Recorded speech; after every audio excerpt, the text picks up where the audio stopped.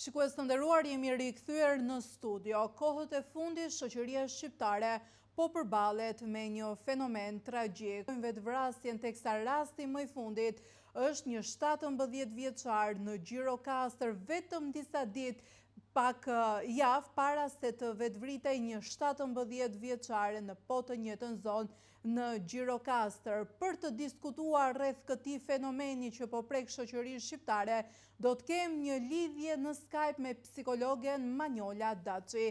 Manjola, të përshëndes dhe të falenderoj që pranove ftesën për të diskutuar për një temë teje të prekëse që prek shoqërinë shqiptare. Ju përshëndes dhe unë, faleminderit. Sa i përket vetvrasjeve, pra mendimeve vetvrasëse, çfarë ndikojnë tek ta të rinj të cilët kanë mendimin që të vetflijojnë, pra çfarë i çojnë këta të rinj deri në këtë degradim, në këtë pikë? Të them të drejtën, këtu është dhe po bëhet si alarmate faktikisht degradimi i shoqërisë tonë shqiptare njerëzore pa dallim moshe, por këtu mosha më e prekur dhe më specifikuar është mosha adoleshente, e cila fillon nga 13 vjeç e sipër deri në 20 vjeç, që është mosha adoleshencë, por mund të themi se çfarë i çon këta fëmijë, i çon vetë përkujdesja, edukata, mirë menaxhimi, mirë përkushtimi i prindërve ndaj këtyre fëmijëve, se sa të përkushtuar janë prindrit, se sa të mirëmarrë me fëmijët e tyre janë prindrit, jo se nuk kanë dëshirë të merren me ta. Për shembull, çdo prindër ka dëshirën e tij të merret me fëmijën e tij, por dikën e lën gjendja ekonomike se është i detyruar të bëjë 2 punë, ose të bëjë edhe një punë me një orar shumë të zgjatur.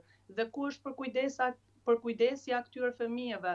Pastaj mund të themi se prindrit edhe pak e kanë vetë neglizhuar edhe përkujdesin ndaj këtyre fëmijëve, dhe çfarë po shikojmë atëherë, çfarë po na çon kjo lloj përkujdesje prindërore tek këta fëmijë? Po shikojmë vetvrasje, po shikojmë përdorimin e lëndëve nga më të ndryshme dhe që janë të dëmshme për shëndetin, që janë të dëmshme dhe nga ana fizikore dhe nga ana psikologjikore, sepse përdorimi i këtyre lëndëve në moshë të re, përdorimi edhe i gjërave të tjera që janë të pahishme për të përdorur dhe nga të rriturit dhe nga vetë fëmijët, e çon dhe në procesin e agresivitetit dhe në ngacmimin e gjendjes psikologjike të fëmijës, të cilët nuk arrin pastaj të mirë kontrollohen, të mirë menaxhojnë emocionet, si emocionet të brendësisë, por kemi edhe emocionet psikologjike. Dhe prandaj kemi arritur në këtë pikë që po shikojmë shumë vrasje të moshave të ndryshme, por sidomos të specifikuara në këtë moshë që është nga fillesa e adoleshencës deri në 20 vjeç. Psikologe, për të ndalur tek roli prindëror, por jo vetëm, një rol kryesor tek rritja e fëmijëve është edhe mësuesi, pra figura e mësuesit, por jo, kemi dhe shoqërinë, pra mënyra me kë shoqërohemi, se si qasemi tek shoqëria, tek shokët dhe shoqet, çfarë duhet të bëjë në radhë të parë prindi për të kaluar më pas tek figura e mësuesit, pra si mund të dallojmë shenja dhe si mund të vijmë në ndihmë këtyre adoleshentëve të cilët kanë një moment kritik apo delikat në jetën e tyre që nuk mund ta përtypin, le të themi, në thojza dhe marrin vendimin përfundimtar atë drastik dhe që i privon nga jeta, vetvrasjen. Atëherë mund të themi se prindrit duhet të jenë më vigjilent ndaj lëvizjeve sjellore, ndaj komunikimit të ndryshimit të fëmijëve të tyre, të cilët fëmijët besojnë. Ato mund të bëjnë një balancim, këtu mund ta kuptojnë fëmijën se si ishte dhe si është, dhe duhet të kenë dhe pritshmëri që ta kuptojnë se ajo si është, si do ta bëjë këtë fëmijë. Pika parë është mënyra e komunikimit të fëmijës, është një ndryshim që vëhrehet. Nëse fëmija prindri e dallon se si komunikon. Dhe është pastaj mënyrat e sjellurit. Pastaj këtu te mënyrat e sjellurit kemi të bëjmë tek veprimtaritë e tyre, tek qëndrueshmëria e tyre, tek marrja vendimeve të tyre. Çfarë lloj vendimesh kanë marrë më përpara? Kishte ky lloj fëmije, po tani çfarë lloj vendimesh tenton të marrë për jetën e tij, sepse fëmijët në këtë moshë mendojnë dhe çdo lloj fëmije mendon sikur po merr një vendim, sikur është i ri. Aty ne duhet të vërejmë, faktikisht duhet ta kuptojmë se pse ky fëmijë nxiton të marrë vendime, ose pse ky fëmijë ka ndryshueshmërinë e marrjen e vendimeve. Pastaj kemi pikën tjetër tek mënyra e qëndrimit, se si qëndronte dhe si qëndron. Prindi mund t'i vërejë këto dhe çdo prind nuk bin dakord me prindërit e cilët e kuptojnë se fëmia e tyre ka filluar këtë lloj shqetësime, por nuk ja përcjellin mësuesit. Nëse nuk ja përcjell dhe nuk ja përçon mësuesit vetë prindri, edhe mësuesi e ka të vështirë sepse mësuesi ka shumë nxënës aty në klasë. Mund të vërejë disa nxënës të cilët janë shumë problematik, por ne kemi raste se edhe fëmijët të cilët janë të qetë, janë të urtë, por në brendësinë e tyre psikologjike dhe emocionale aty kanë ngacmime dhe mund të kryejnë vetvrasje në momente. Është gjendje momentale që i çon këta fëmijë. Ai që duket më i qetë kemi në rrezikshmëri që të kryejë vetvrasje më shumë se sa ai që është agresor si fëmijë në sipërfaqe, sepse ai tillë ka qenë. Edhe mund të mendojë ai, po nuk mund ta kryejë veprimin. Pastaj mësuesi mund ta vërejë në këto pika, nëse ai mund të rrije shumë i heshtur si fëmijë, mund të rrije shumë i ngrysur, mund të rrije i pa paraqitshëm në klasë, vetëm thjesht është i paraqitshëm fizikisht. Dhe jo nga ana e komunikimit, jo nga ana e veprimeve siç bëjnë nxënësit e tjerë. Më rrezikshme është tek këta fëmijë të cilët janë të heshtur, janë aty në klasë, por nuk duken me veprimet dhe me foljen e tyre. Ndërsa fëmijët të cilët janë agresor, të cilët nuk arrin ta kontrollojnë, se kemi dyllojshmëri fëmijësh, të cilët nuk arrin ta kontrollojnë vetveten, ne këto mund të themi se mund të kenë simptomat e hiperaktivitetit, por mund të themi edhe këta fëmijë kanë rreth 10% që mund të kalojnë në vetvrasje, ndryshe nga fëmijët e tjerë që janë të heshtur mund të kenë 30% që të kalojnë në vrasje, ndërsa 10% që këtyre fëmijëve është më e dukshme dhe mund të parandalohet, sepse këta lloj fëmijë ta paraqesin ty vetveten se si është, ta paraqesin në psikologjinë e tyre se si është, ta paraqesin temperamentin e tyre, të cilët ky lloj temperamenti i tyre që po rritet gradualisht, sepse vetë temperamenti është i lindur, por zhvillohet gradualisht me vitet e jetës së njeriu. Dhe prandaj mund të themi ne që këta lloj fëmijë kanë mundësi që t'i ndalojë si prindri, si psikologja, ndërsa fëmijët që janë të heshtur, ato duhet me patjetër të kenë seanca të veçanta, në veçanti, dhe duhet të kryen dhe të zbërthehen nëse arrim t'i zbërthejmë. Nëse nuk arrim t'i zbërthejmë, arrim në këto rezultate të cilët ne dhe po i dëgjojmë dhe po i shikojmë vetvrasja. Shpesh herë prindërit jo nga dëshira, por për shkak edhe të rrjedhës të përditshme, pra agjendës të përditshme, punëve që bëjnë, nuk janë të përkushtuar shumë ndaj fëmijëve, pra sa i përket kohës që ata u ofrojnë fëmijëve të tyre. Në anën psikologjike, cila mund të ishte ajo moshë ku prindërit duhet të tregohen të kujdesshëm dhe t'i bëjnë syt 4 që të jenë më të kujdesshëm dhe më të afruar dhe të qasen më shumë tek fëmijët e tyre, pra të ndjejnë atë se çfarë ndjejnë fëmijët e tyre, të jenë më pranë emocioneve të tyre, t'i pyesim fëmijët e tyre. Cila është kjo moshë ku duhet kujdesen prindërit ndaj fëmijëve? Mosha fillon nga mosha 6 vjeç, që asnjë nuk mendon se është kjo moshë që duhet ta kapim fëmijën. Dhe duhet ta kuptojmë anën psikologjike, anën veprimore, anën kulmore të psikologjisë dhe gjendjes emocionale të fëmijës. Nga kjo moshë fillon ndryshimi i fëmijës, qoftë nga ana pozitive apo qoftë nga ana negative. Prandaj është dhe parashkollimi, pavarësisht se sot po i fusin dhe fëmijët në moshën 7 vjeçe, që unë nuk bi asnjëherë në moshën 5 vjeç, edhe 6, që e kanë vendosur klasa parë, të cilët kanë një mbingarkesë psikologjike që i jep vetë shkolla dhe vetë mënyra e mësimdhënies, i çon këta fëmijë në ndryshimin psikologjik. Dhe këtu duhet të marrë parasysh prindi, duhet të jetë vigjilent dhe duhet të jetë sa më i specifikuar dhe i përkushtuar për fëmijën e tij, për të kapur anën psikologjike, për të kapur anën emocionale, për të kapur llojin e gjendjes së fëmijës, sepse këtu tek lloji i gjendjes së fëmijës kemi ndryshëshmëri. Mund të kemi ndryshëshmëri dhe përmirësim nga ana pozitive, ose mund të kemi ndryshëshmëri ose negativitet nga ana negative. Prandaj nga kjo moshë duhet të kemi shumë përkushtim, shumë vigjilencë dhe duhet t'i shoqërojmë patjetër, njëri prind duhet të jetë në më të vërtetë kemi kohën e kufizuar, sepse më të vërtetë gjendja ekonomike është ajo që na përplas me një mënyrë, por pastaj është gjendja mënyra jetësore që të përplas një mënyrë tjetër me fëmijën tënd. Dhe duhet që njëri prind, jo se them të rrije pa punë, por njëri të paktën të bëjnë këtë, njëri të ketë punën para dite, tjetri të ketë mbasdite, që të ketë dhe kohën që të rrinë. Njëri rrin para dite me fëmijë, tjetri pastaj pas dite. Duhet të ketë një balancim tek çifti, që edhe në mënyrë që të dalim edhe fëmijët të kenë një rrjedhoj pozitive në mënyrën e jetesës, në vazhdimin e jetesës, sepse ai fëmijë nga mosha 6 vjeçe fillon ndryshueshmërinë e lëvizjeve, ndryshueshmërinë e mënyrës se akoma nuk i formulon tamam fjalisë, për aty fillon komunikimi i atij fëmijës për të formuluar një paragraf të shkurtër, edhe për ta zgjatur atë, në vend që ta zgjatjen nga negativiteti, ta zgjatjen nga pozitiviteti.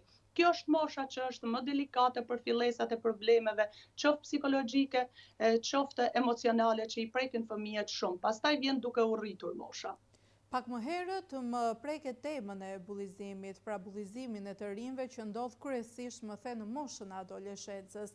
Por pse është rritur bullizimi tek njëri tjetri? Çfarë nuk shkon tek ne si shoqëri shqiptare që duhet të bullizojmë njëri tjetrit, qoftë edhe për të ardhurat ekonomike që na përfaqëson si familje, por jo vetëm, kemi patur plot raste edhe të kërcënimeve nga shoku apo shoqja që mund kemi pasur edhe një flirt, pasi themi që ka ndryshuar pak edhe pjesa e flirtimeve, ndodhin në një moshë më të herët krahasim me vitet e kaluara që kanë qenë më parë apo kohët që kanë kaluar. Unë këto them faktikisht është e vërtet që bullizimi ka bërë atë të vetën dhe më të bullizuar neve në bullizimin na fillon që në familje. Sepse, pse e ceki këtë pjesë në familje, është mënyra e komunikimit që prindrit e transmetojnë mes njëri tjetrit një çift, pastaj e transmetojnë edhe tek fëmijët e tyre. Sepse në vendin ne që të kemi një komunikim në fjalorin gjysor të pasur, dhe duhet të dimë mënyrën se si t'ja komunikojmë fëmijës ose si të komunikojmë me njëri tjetrin brenda familjes, ne problemet të mëdha që i kemi edhe problemet të vogla, ne i diskutojmë si shqiptarë jemi të tillë, shumica, jo të gjithë, nuk duhet ta bëj të përgjithësuar, i diskutojmë mes fëmijëve. Pak nga ato shoqëria shqiptare që diskutojnë mes një çift, mes njëri tjetrit pa prezentin e fëmijës. Këtu fillon bullizimi. Pastaj kemi edhe bullizimin në mënyrën shoqërore, kemi edhe në lagje bullizimin që fëmijët që në ato moment fillon dikush ka më shumë ose dikush e ka prindin më lart, sepse janë akoma këto, edhe pse thojnë ne nuk jemi, këto ekzistojnë, janë të përjetuar dhe të jetuar në shoqërinë tonë shqiptare. Pastaj fillon bullizimi më lart tek institucioni shkollor, sepse fëmijët po rriten dhe aty përsëri fillon dikush kush e ka mamin më lart, kush e ka babin më lart, ose kush e ka atë më lart, ose kush ka më shumë. Dhe forma e bullizimit që vjen është si shkaktar kryesor, është përsëri është gjendja ekonomike dhe pas gjendjes ekonomike është mënyra e veshurit, pas mënyrës së të veshurit është mënyra e komunikimit dhe është edhe paraqitja jote që ti si e paraqitur që kjo është një gjë që nuk është në dorën tënde. Sepse është dhe mënyrat e mbajturit, edhe mënyra se sa, edhe mënyra e procesit të zhvillimit mësimor se sa mëson një fëmijë, sa mëson një tjetër. Këtu fillojnë shkaqet kryesore të bullizimit. Pastaj në këto raste si mund t'i ndalojmë? Ka disa gjëra që nuk janë të prera efikase që të themi po mund ta ndalojmë këtë, po mund ta ndalojmë këtë. Jo, disa gjëra janë që kalojnë edhe me vetë moshën. Nuk duhet edhe ta traumatizojë pikën, janë gjendje shumë e vështirë, sepse ka ardhur një kohë shumë e vështirë, ka qenë e vështirë, por ka qenë në një mënyrë tjetër, por rritja ka qenë pothuajse për të gjithë njësoj, ndërsa sot ka ardhur forma e bullizimit, bullizon edhe nëpërmjet rrjeteve sociale. Bullizim është edhe një koment që ta lën dikush ty negativ, këtë lloj fëmijë nga mosha, këtu fillon bullizimi që preket më shumë, është nga mosha mund ta them 8-9 vjeç, sepse aty e kuptojmë formën e leximit të mesazheve ose të transmetimit të fjalëve që kundërmarrin nga shoqëria, nga ambienti ku jetojnë dhe nga institucioni ku këta shkollohen. Prandaj disa nuk mund të ndalohen. Edhe këtë mund ta themi sepse edhe ne vetë kemi qenë fëmijë, kemi qenë adoleshentë dhe kemi kuptuar që disa kalojnë me moshë.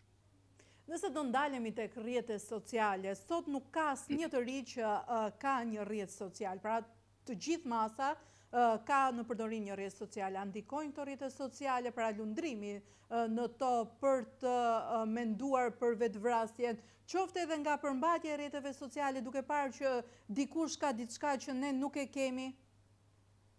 Është vërtet, rrjetet sociale janë bërë shumë të përhapura pa dallim moshe, por rrjetet sociale duhet tek një fëmijë, unë them deri në moshën 18 vjeçe, tek fëmijët duhet të ketë kontroll ndaj prindërve të tyre, duhet të jenë më të vërtet prindrit tani jo e hapi ai, t'ja hap dhe unë fëmijës tim, kjo është një gjë shumë negative faktikisht, por të paktën t'i kanë rrjetet sociale të kontrolluar nga prindrit e tyre. Por këto i kanë vetë rrjetet sociale që i kontrollojnë vetë, i menaxhojnë vetë, madje bëjnë atë se është mosha e tillë që ty të bën të jep vetë besim dhe vetë vlerësim tek vetvetja jote që ti fëmijët mendojnë sot po unë di ta menaxhoj shumë mirë një rrjet social, unë di ta kontrolloj shumë mirë, pastaj këtu çalon çështja është kur i vijnë mesazhet negative ose kur marrin negativitet edhe qoftë nga ana mesazheve apo qoftë nga ana gojore, ato përsëri atëherë ne kalojnë në britma fëmijët, aty tek këto fillon pastaj ngushtimi i nervave të trurit që kalon në prekjen. Kemi ngushtimin e nervave të trurit, por në fillim prek gjendjen emocionale, gjendjen shpirtërore të njeriut. Pastaj, pas prekjes gjendjes shpirtërore, kalon në prekjen e gjendjes psikologjike. Pas kësaj psikologjike, pastaj kalon në prekjen e gjendjes psikike, që është dhe më e rëndësishme që fëmia këtu mund të kalojë nga çrregullimet më të lehta, mund të kalojë tek çrregullimi i depresionit që është dhe më i vështirë. Dhe kur arrin në kulmin e prekjes së çrregullimit të depresionit, aty fëmia merr vendime të padëshiruar, merr vendime që çfarë të bëj, ose merr vendime se si t'ja bëj këtij, se merr vendime edhe kundër vetes, por edhe kundër personit që ja ka bërë këtë lloj mesazhi, qoftë me gojë, qoftë me shkrim. Prandaj duhet të jenë të kontrolluar rrjetet sociale nga prindrit e tyre. Jo t'i lejmë kaq liri, me të vërtetë ju kemi dhënë fëmijëve shumë liri, ju kemi dhënë shumë veprim, ju kemi dhënë atë që ne sot po e shikojmë, ja kemi bërë vetes tonë vetë, sepse liria e veprimit, e mënyra jo fëmia ka botën e vet, por jo më kot është kjo botë që duhet të kontrollohet nga vetën e prindrit. Prandaj nuk bin dakord është çdo gjë është rrjedhoj prindërore, është rrjedhoj e mënyrës së jetesës, së kulturës edhe e transmetuar nga vetë prindrit. Prandaj shikojmë dhe dëgjojmë këto që po i dëgjojmë. Më the që u kemi dhënë liri, pra prindër shqiptar janë ata që u kanë dhënë liri, por a janë këta prindër shqiptar që i kanë mësuar fëmijët e tyre që në një moment të një problemi të shëndetit mendor të kenë mundësi që të shprehin, pra e kanë të drejtën e lirisë fëmijës shqiptar të shprehin problemet e tyre mendore, apo janë sërish me mentalitetin që është turp? Është vërtet që mas pari për të folur për shëndetin mendor, vjen turpi nga vetë prindi. Sepse ne jemi si prindi, japim liri për të vepruar negativitisht, por për të vepruar nga ana pozitive ne i kemi të ndrydhura vetë pozitivitetin në brendësinë tonë. Dhe mas pare këtu, për të folur për shëndetin mendor, vjen turpi nga vetë prindrit. Pastaj vjen edhe si turp dhe vjen ndrydhje që mos edhe nga vetë fëmijët, që fëmijët e kanë këtë liri të flasin me prindrit e tyre, dhe me të vërtet unë nuk e besoj se çdo fëmijë, unë kam fëmijë vetë dhe fëmijëve të mi ja u kam dhënë hapësirën dhe mënyrën e komunikimit për të komunikuar çdo gjë më mund, qoftë gabim, se ne si prind këtë du ta japim si mesazh. Edhe nëse fëmia ka kryer një gabim, nuk duhet të ulërasim çfarë ka bërë. Duhet ta marrim me qetësi dhe me butësi dhe me urtësi. Më mirë ta dim se çfarë ka bërë dhe të mendojmë për zgjedhjen e problemit, se sa të bërtasim dhe të ulërasim ne dhe ta çojmë, ta traumatizojmë, të fillojë traumatizimin nga mënyra e komunikimit tonë. Që shumë fëmijë i shikoj që nuk arrin të komunikojnë, të kenë komunikim me prindrit e tyre nga frika, ose nga mënyra se si do ta përjetojë prindi. Ai është në përjetimin e gjendjes emocionale të ngarkuar. Ka një mbi ngarkesë, ai plus ngarkesën që ka për vete mendon dhe çfarë do t'i transmetojë on prindrit. Prandaj prindri duhet të ketë liri këtu në mënyrën e komunikimit, në mënyrën se si ta transmetojë lirin tek fëmia i tyre. Jo ta ndrysje që mos ketë mundësi fëmia të shprehet tek prindi i tyre. Ku ta kuptojmë ne pastaj fillesën e ngarkesës emocionale, psikologjike, të llojeve të gjendjeve të fëmijës, ku ti kuptojmë ne kur nuk ja kemi dhënë fëmijës këtë lloj mënyre komunikimi gjysor për ta transmetuar tek ne, pastaj të arrim tek psikologa apo tek kompetencat e tjera që janë dhe më lart. Brenda një periudhe të shkurtër, 2 vetvrasje në Gjirokastër të së njëjtës shkollë. Pas familjes, familja e dytë, le të themi, është shkolla. Çfarë duhet të bëj sistemi arsimor që t'ju vi në ndihmë? Pra, çfarë duhet të ofroj për nxënësit përpos mësuesve që do t'u shpjegojnë lëndët kryesore të mësimit? Si duhet të ndërveproj psikologët në përshkolla me nxënësit për të kuptuar apo për të kapur në kohë problematikën e një nxënësi dhe pse jo për ta shpëtuar nga vetvrasja? Fillimisht këtu ngarkesa pika parë bie te mësuesi kujdestar. Sepse fillimisht ai është që i kupton problematikat e nxënësve që ka në klasë. Pastaj ai duhet të transmetojë te psikologu. Por unë e kuptoj shumë mirë se në Shqipëri nuk po ushtrohet fare profesioni. Kemi psikolog në çdo shkollë. Kemi edhe sociologe që kanë filluar tani t'i bëjnë, sepse është shumë mirë një bashkëveprim mes tyre të ketë në për çdo institucion. Por këta e kanë marrë dhe rolin, përveç se mësuesi kujdestar dhe mësueset e tjerë të cilët japin lëndët e tjera, po ti pyesësh sot, dita bëj thot shumë mirë në rolin e psikologut. Unë dita trajtoj dhe këtë çështje nga ana psikologjike. Unë dita kuptoj edhe këtë fëmijë që ka probleme psikologjike.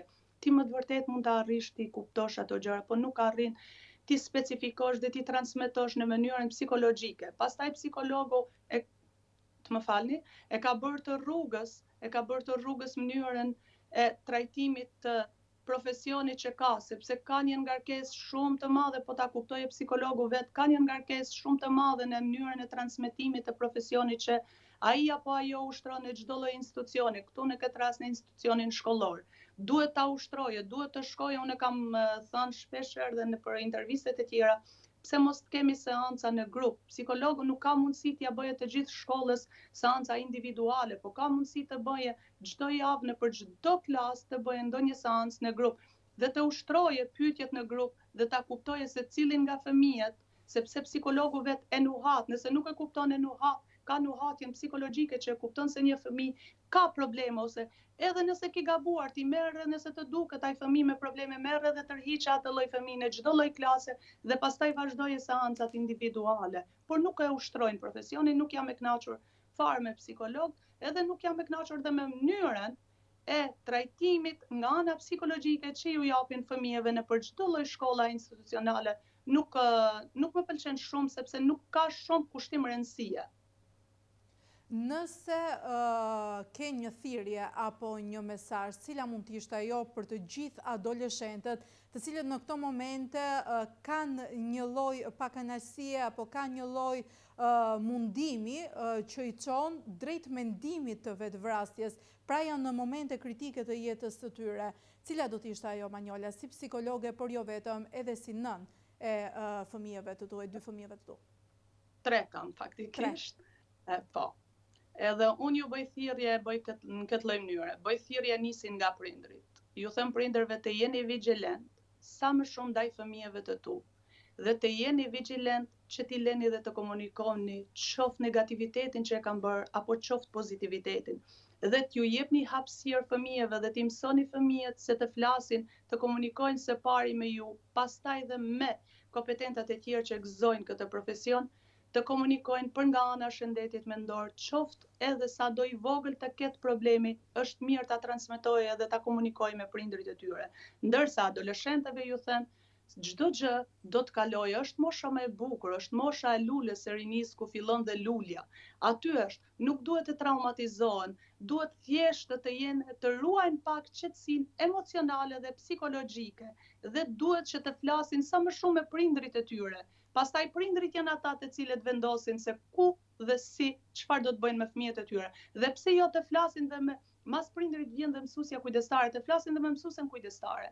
Dhe pastaj e di mësuesja kujdestare se do të kalojë te psikologu apo jo. Është diçka shumë pozitive dhe ju lutem dhe psikologëve do t'ju bëj thirrje që të ruajnë konfidencialitetin e çdo fëmije, edhe të çdo prindri që komunikon për fëmijën e tyre se në çfarë lloj gjendje do ta ketë. Manjola, unë të falenderoj shumë për këtë intervistë.